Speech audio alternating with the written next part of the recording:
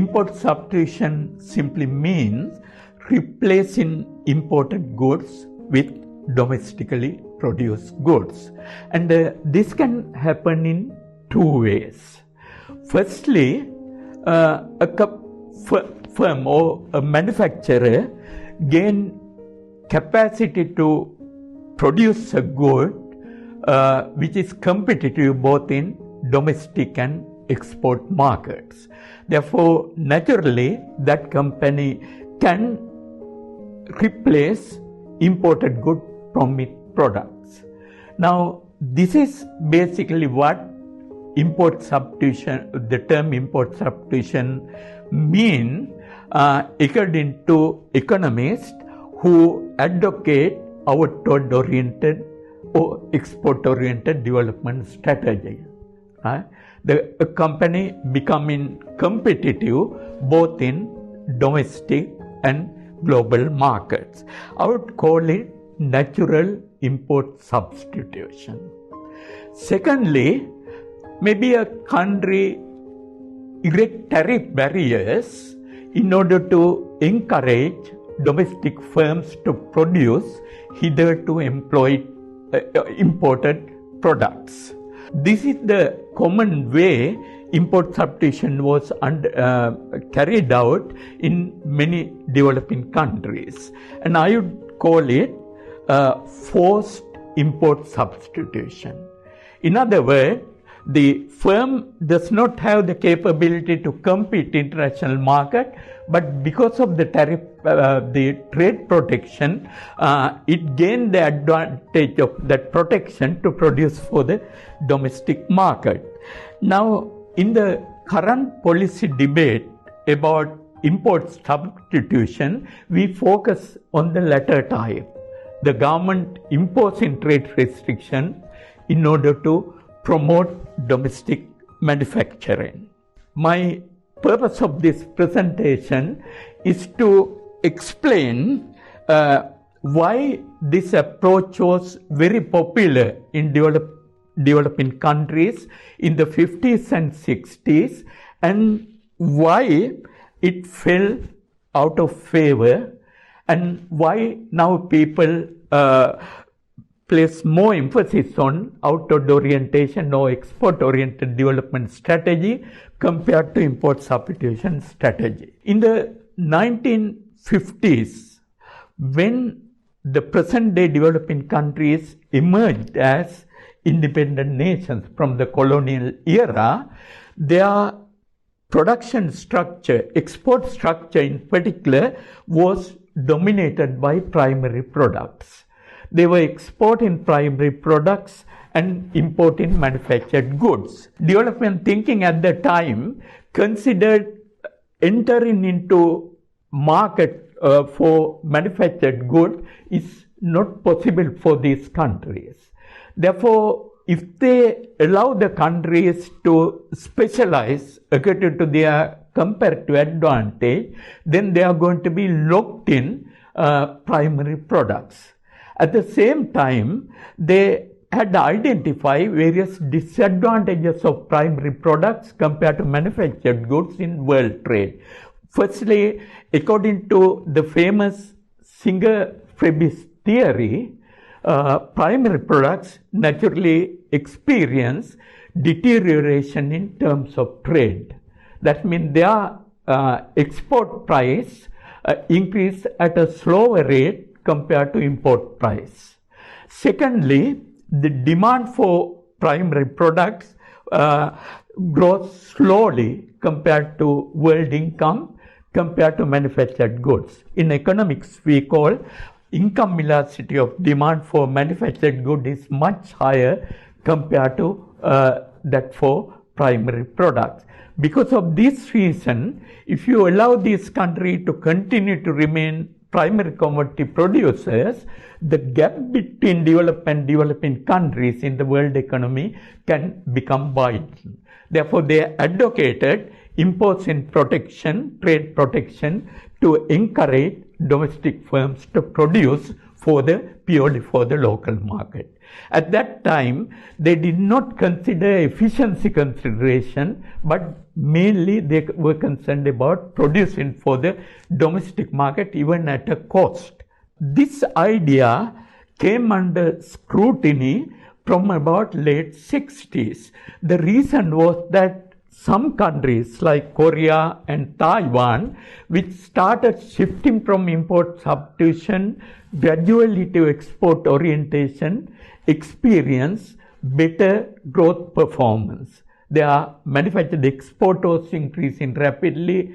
At the same time, employment was growing compared to countries like India or many African countries and Sri Lanka, which had been locked into the old idea of import substitution industrialization. Then economists came up with case studies of success countries as well as failed countries. At the same time, there was a significant improvement on theoretical work as well, comparing import substitution and export-oriented industrialization.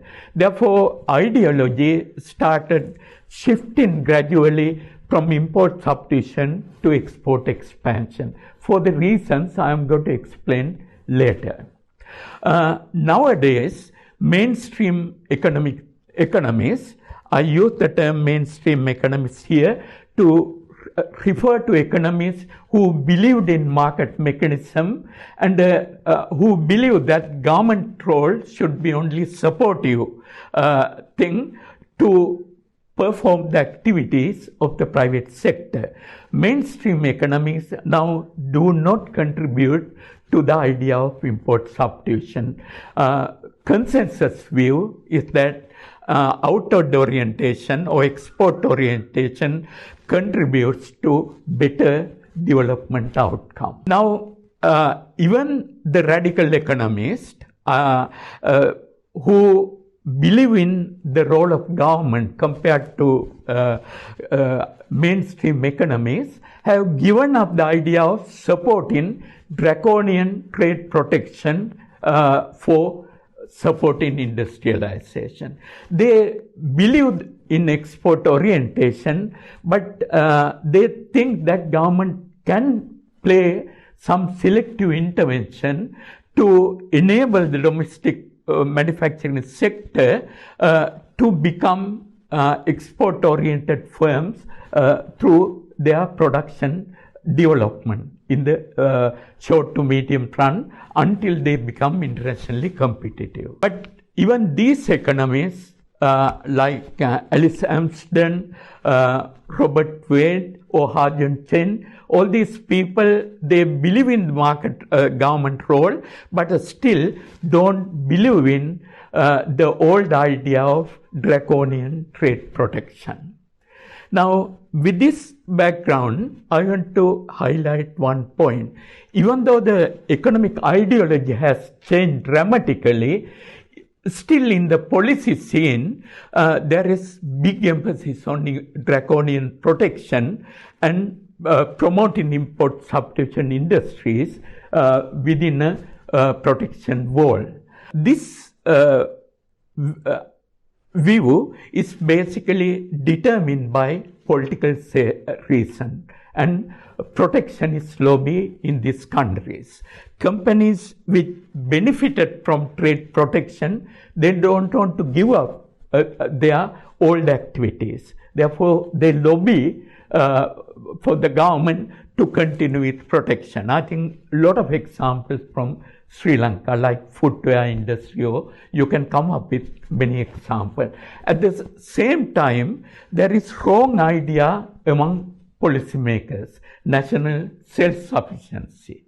And perhaps thirdly, there can be pure ignorance, right? They don't know the advantage of export orientation and they stick to import substitution strategy.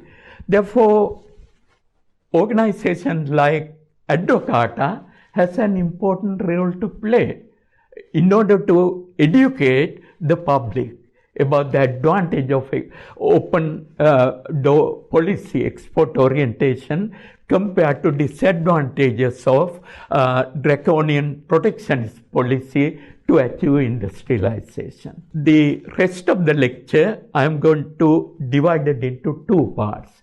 Firstly, I am going to discuss the well-known ideas about adverse impact of import substitution industrialization. I am going to highlight 4 points. The first point is a well-known one to all of you. That is the market constraint. Now, in a small country, the ability of a firm to produce is limited by domestic demand, right? To give an example, can you think about a company like Mars, which is employing 85,000 workers and exporting about $1 billion worth of export in a year. And it has been able to achieve that performance record simply because it is producing for the global market.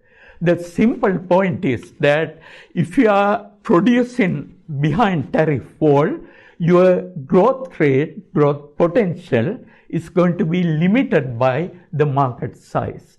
Even big countries like India or Brazil, they are big geographically, they are not large countries when you consider the income levels and so on. In the early 70s, we talk about Brazilian miracle.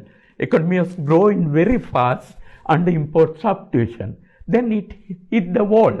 Eventually, the growth turned out to be limited, constrained by the domestic market. That's my first point. Scale economies related with the market size. The second point is productivity.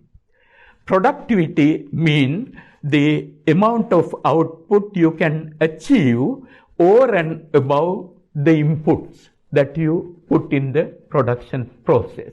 You call it total factor productivity, TFP. The long run growth of an industry depends on total factor productivity, not by the factor input. Amount of factors that you can put into production, labor and capital, is naturally limited. You cannot do it unlimitedly.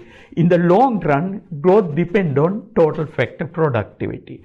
Now, total factor productivity is naturally going to be low or even negative under import substitution industrialization, because firms are producing under a protectionist wall.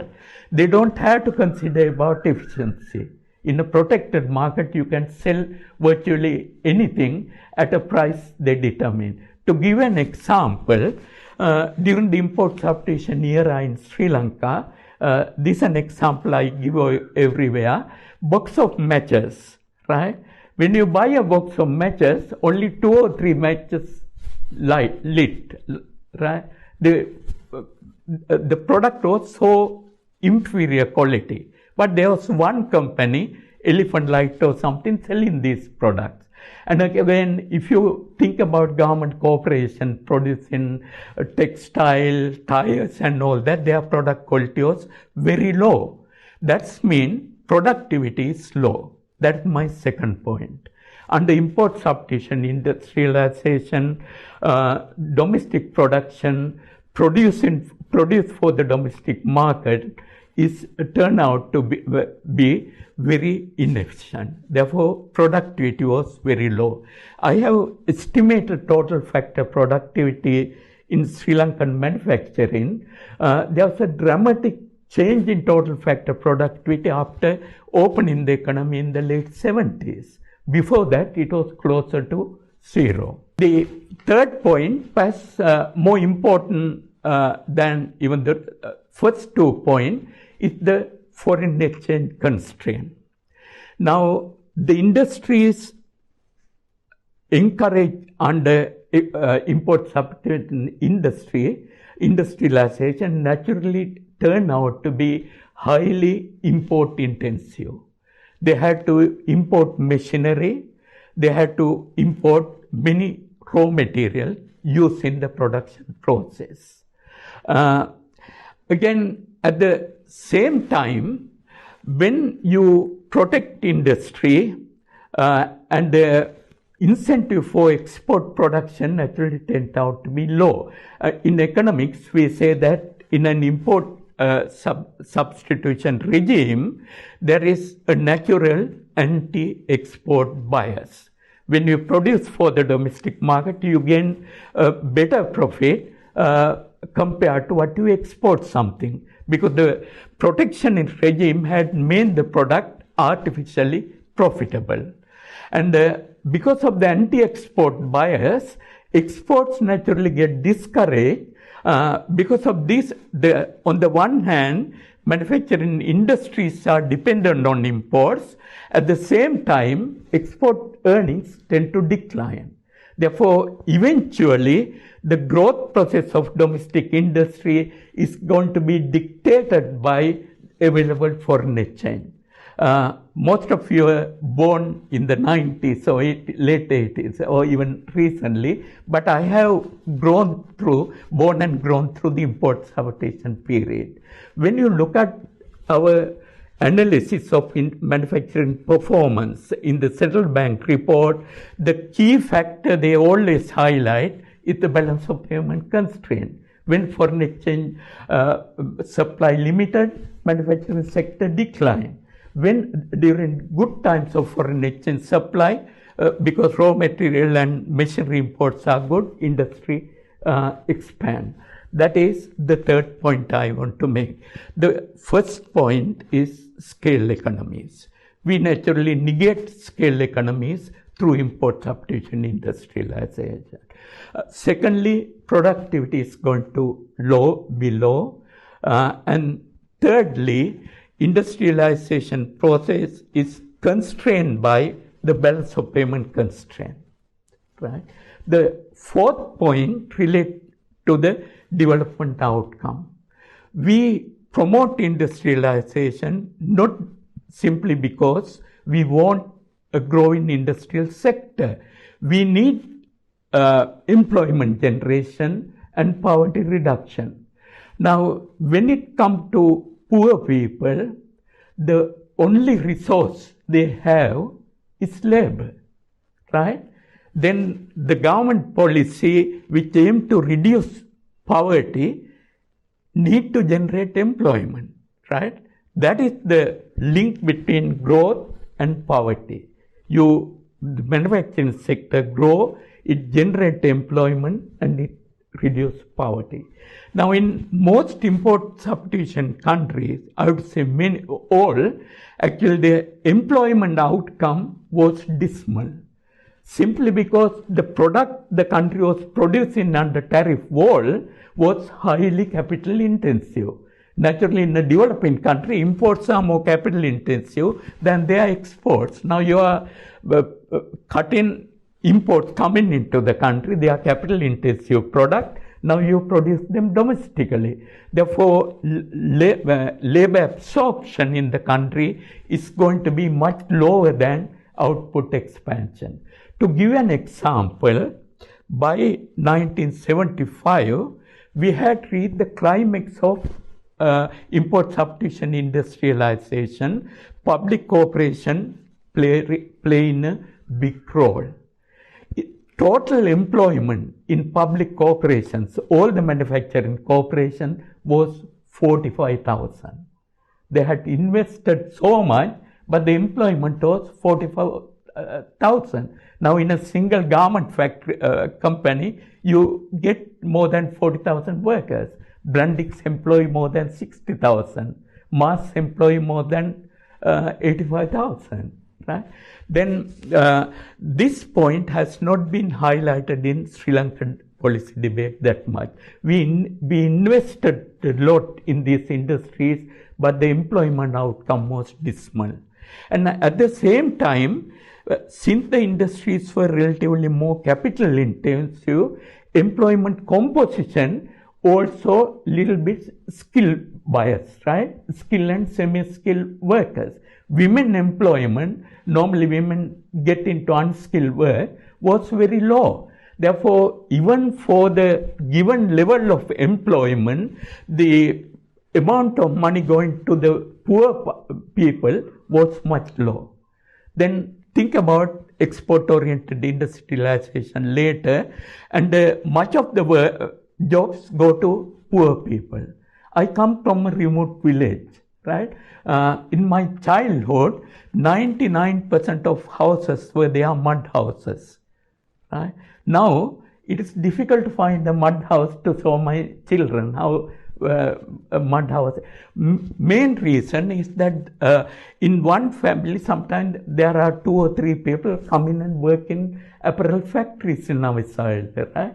Therefore, employment generation come from labor-intensive manufacturing.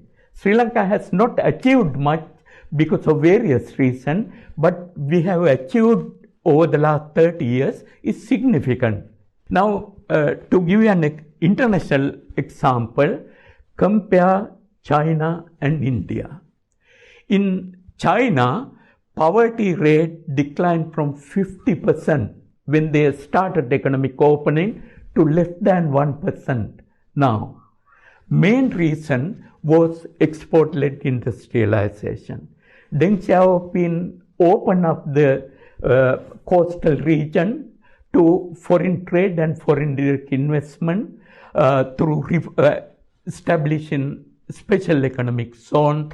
Every year, more than 15 million workers, unemployed or semi-employed people, moved from the countryside to these industrial zones. It shifted the income level of the poor. Therefore, poverty declined dramatically. Look at India. India started reforms in 1991, but still the reform process has been half-hearted. India has not attracted that much labor-intensive manufacturing compared to China. The poverty rate declined, but poverty rate is still about 20%. Right? The basic point I make here is that quality of development, when you consider employment generation and poverty reduction, is much greater under export-led industrialization. Then these 4 points are key, and you should educate people to understand these key points. The second and short part of my presentation is to address this structuralist economist idea. Structuralist economists, they don't advocate old-style import substitution, but still they believe that the government can play a role, right? And I think this is what Howard Nichols has been saying in something. Now I want to explain this. It is, say, they basically drawn the theory of the infant industry protection. Right? Infant industry protection has a long history. The German economist Friedrich List, he promoted it in the early 19th century. And then Hamilton, he advocated import substitution industrialization in the US during that period. Again, there are success cases, right? Even in the developing world, you can identify few success cases from Korea, Taiwan, and so on. But at the same time, we can identify thousands of failed cases of infant industry protection. Now, I forgot to mention this. Their argument is that infant can't become a strong man if you do not help him at the initial stage.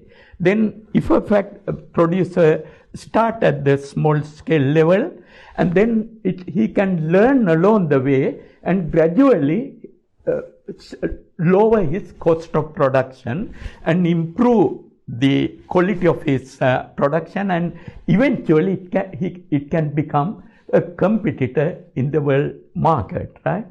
It is a very appealing idea. You can't dispute it directly. But the reality is twofold. Firstly, the political economic constraint. Implementing import substitution strategy need strong government. The logic behind import substitution argument is impeccable. It is very strong. But economists who promote import substitution idea have ignored the political economic aspects of its implementation. Import substitution is not going to work until industries were carefully selected. At the same time, incentives are given in a time-bound fashion. Say, you have to tell the manufacturer that we are going to give you protection for 5 years. If you can't achieve efficiency and competitiveness, we are not going to give you protection beyond that. Now, if you look at successful cases in Korea or Taiwan, this view is clearly supported. Park Chun-hee, the father of Korean development, he was an iron man, a strong man. He even maintained a prison closer to his palace to put manufacturers who do not obey his regulation ideas in jail. And the great-grandfather of Samsung Corporation, he was in that jail, right? And then there's a story in Taiwan, Chiang Kai-shek regime. They gave incentive to a bulb manufacturer. Bulb manufacturer said that I can achieve competitiveness in 5 years. He did not do that. Then what the government did was to collect all of his bulb produced things to Taipei, to the center, and they brought that man as well to stand next to the lot of bulbs and burned it, right? These type of examples are repleted in the literature. I can tell you, but what I am saying is that in these countries there were some success cases, not all, but these success cases were, behind them were very strong political leaders. Can you think about this type of leaders or political regime in a fragile democracy like Sri Lanka? Then if you look at recent tariff changes, some people say that protection is on sale. Anybody who go and bribe a politician or try to convince them that I can do that, they get protection. The classic case is DSI, Samsung company, right? They say that they are the biggest shoe producer in this country. Do you know the total employment of this group? Including all the activities I just counted, it's about 10,000. And an export-oriented foreign company wanted to come and set up production base here. And BOA had approved, but the owner of this company, through its political link, virtually killed that firm coming into the country. And in one of my lecture papers, I have given the example of Cambodia. Cambodia was a war-ravaged country, right? Killing field of Pol Pot. Now, this country's manufacturing industries are booming through export orientation. In shoe industry, now there are closer to 100,000 workers employed, whereas in Sri Lanka, the entire DSI group employ 10,000 workers. The point I am making is that in a country like this, the regulation related to industrial protection is basically political, right? Therefore, it is very difficult to implement these policies. That's my. There's a logic behind infant industry protection argument. There's a strong political economy argument against it. When Ha Jun Chen or somebody talk about infant industry protection, you should ask this question, right? Secondly, I think this is a more important point. Import substitution argument is relevant for products which can be produced from beginning to end within the given country, like handicraft, various wooden products, and so on, right? They are Sri Lankan products. We produce from design, produce from beginning to end. Even batik, only few, imports come. It is local, right? Again, processed food industry is an example where you can do a production from beginning to end, canning food and all that.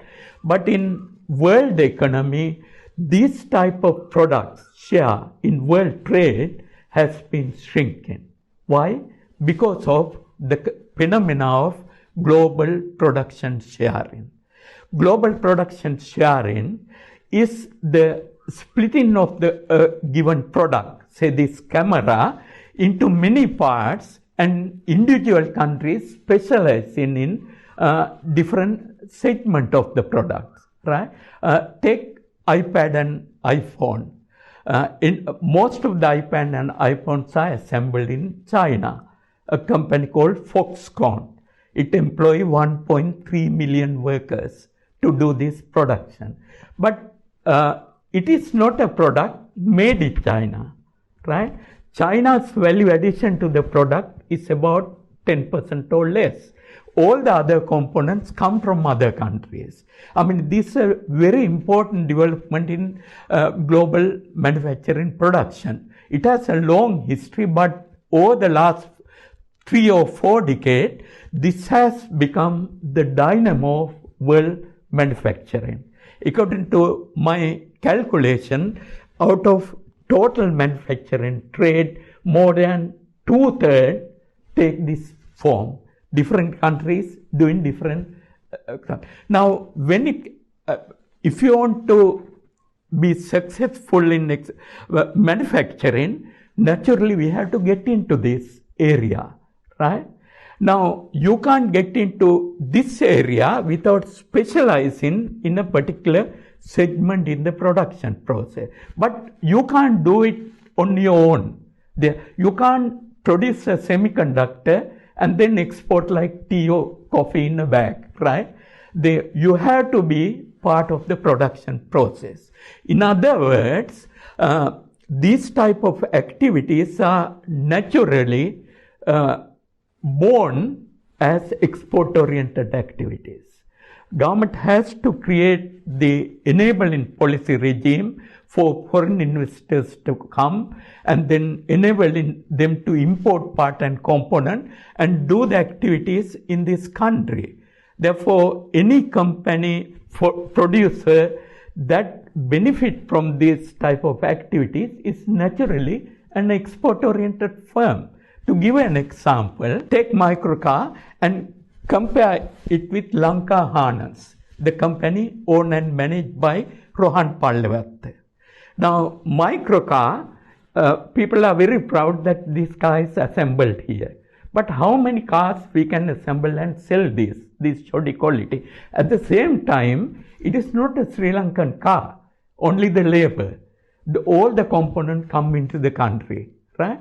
But how many dollars that car company earned by exporting? None, right?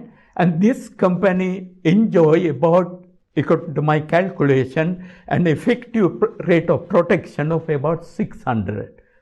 Tariff protection, tax concessions given to these firms. When you value this and express it as part of value added, which is effective rate of protection, is more than 600. And government lose a lot of tariff revenue, right? Because most of the imports are duty free. But look at Rohan Pallavath. He is not producing a car. He is producing the wire harness and the trigger for airbags. A car has about 3,000 components. He is producing just 2 components of it. And he started doing this business for Toyota. He got certificate from Toyota saying that your defect rate is 1/1,000,000. With that defect rate, now he is producing from all the major car companies. Do you know his annual turnover? $85 million. $85 million. This example clearly shows that many people here, particularly politicians, have not understood this point. A friend of mine giving advice to the former industry minister told me that he wants to start assembling a car, right? He doesn't know that in order to benefit from specialization within global auto industry, you have to specialize in a particular component, right? Then those are the 2 points, right? The proponents of some government support for manufacturing have 2 arguments. So, the basic argument is infant industry argument. Now I have demolished infant protection argument with 2 points. The first point is political economy constraint. The second point is the growing importance of global production sharing. In other words, type of product these people are talking about is shrinking over time, right? Then there is no opportunity to gain from export-led manufacturing expansion if you ignore global production share.